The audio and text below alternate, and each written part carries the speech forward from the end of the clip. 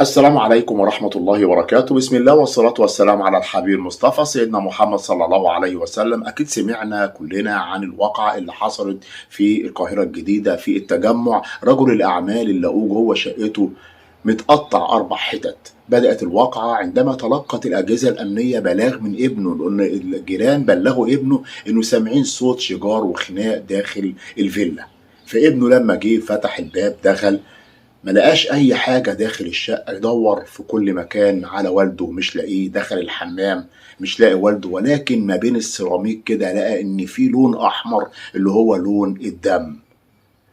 هنعرف بقى كل حاجة. اللي حصل ايه؟ اللي حصل ان راجل الاعمال دوت كان على علاقة بواحدة، والعياذ بالله الواحدة ديت كان بيقيم معاها علاقة وبقاله 1.5 سنة معاها.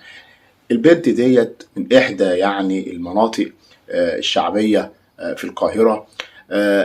اخوها كان كل ما يجيب لها عريس ترفض، كل ما يجيب لها عريس تقول لا مش هتجوز، مرة واتنين وتلاتة مفيش فايدة. البنت كانت حاكية كل حاجة لوالدتها ولاختها، كانت قايله لهم كل حاجه، وان هي على علاقه بالراجل دوت، وان هو لسه ما اتجوزهاش، واللي هي على امل ان هي تتجوزه. يعني امها واختها كانوا عارفين كل حاجه، ولكن اخوها ده ما كانش يعرف حاجه.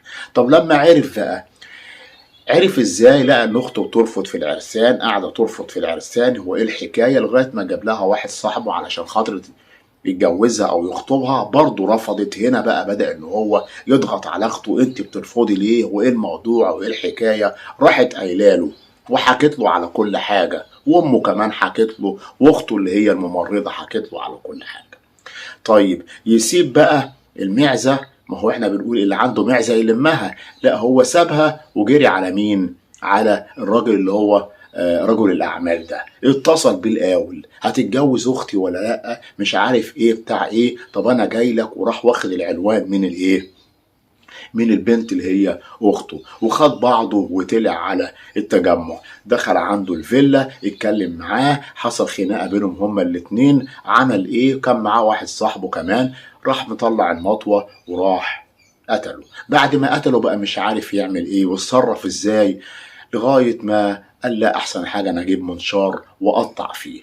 سابه ونزل وراح جاب منشار ورجع ودخل وقعد يقطع فيه. خد جزء الفوقاني كله وراح حطه في التلاجة، لان في مواقع بتقولك في الديب فريزر، لا ده هو في التلاجة، في الفريزر اللي في التلاجة. حطه نصه الفوقاني ونصه التحتاني، قعد يقطع فيه 4/4 وراح حطه في التلاجة، وراح منظف الحمام ولا كأنه عمل حاجة، وخد بعضه ومشي. هنا طبعا لما ابنه اكتشف بقى ودخل الحمام ولقى ان في كده المكان اللي هو بتاع الاسمنت الابيض ده، هو الفرق بين السيراميك احمر، لا ده في حاجه، ابويا فين؟ الواد بيفتح التلاجة بالصدفه كده عشان يشرب، اتخض مره واحده لقى والده في التلاجة، وكمان في شنط لقاها في الشقه. الشنط دي فيها اجزاء من جسم والده. على طول طبعا اتصل بالاجهزه الامنيه بعد ما اغمى عليه والجيران فوقوه.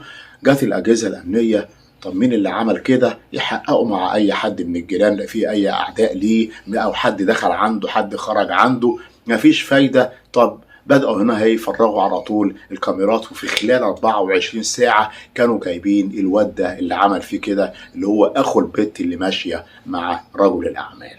سوء الخاتمة والعياذ بالله. هنا تم القبض عليه واعترف بالجريمة ومثل الجريمة كلها. عملت كده ليه؟ علشان خاطر كان على علاقة بأختي وما اتجوزهاش، ولما طلبت منه وجيت عشان خاطر أقول له اتجوزها، بدأ طبعا يعلي صوته عليا ويزعق لي، فأنا اتنرفزت. لازم تتجوز أختي، يا اما تجيب فلوس يا اما تعمل وتسوي. رحت مطلع المطوه ورحت مموته، وبعد كده كمان رحت مقطعه علشان خاطر اخفي الجريمه بتاعتي ومحدش يعرف. لكن محدش يعرف مين يا ابني؟ الكاميرات جابتك وتم القبض عليه، وطبعا على اخته علشان خاطر يحققوا معاها على اللي حصل دوت، وهل هو تحريض من اخته هي اللي قالت له روح اقتله؟ تمام. طيب وليه يعمل كده؟ مفيش مبرر للقتل، ليه تقتله؟ يعني انت سايب اختك، مش ما قلنالكش اقتل اختك، سايب اختك هي اللي كانت بتروح له واللي كانت بتقيم معاه العلاقه واللي كانت ماشيه في الحرام معاه المده دي كلها، ورايح تقتله هو علشان خاطر ما اتجوزش اختك؟ طب ما هي اللي ماشيه في الغلط من الاول. يعني المفروض البنت من دول مش عشان خاطر واحد قال لك كلمتين حلوين او عشان خاطر بتشتغلي عند واحد غني انك انت تسلمي له نفسك، وبعد ما تسلمي له نفسك يقول لك انا هتجوزك وهعمل واسوي. عمره ما هيتجوزك. يتجوزك ليه؟ ما هو خلاص عايش معاكي والعياذ بالله في الحرام، وكل مره بتجر مره وكل مره بتجر مره ويقول لك المره الجايه انا هتجوزك ولا هيتجوزك ولا حاجه. ليه؟ لان هو بيشبع منك، وبعد ما بيخلص معاكي بيقرف منك وبعدين يشتاق لك تاني، لان هو الحرام كده. الحرام كده بيبقى الواحد مع الواحدة مشتاق لها، وبعد ما يخلص معاها يقرف منها، بعد كده يشتاق لها تاني، وعلى كده هو الحرام والعياذ بالله كده. تاخد الواحدة من دول تبدأ انك انت تبقى مشتاق ليها، تقيم معاها العلاقة، بتقرف منها بعد العلاقة ما تخلص، بعد كده بتشتاق ليها تاني وتقعد على كده، وانت ولا هتتجوزها.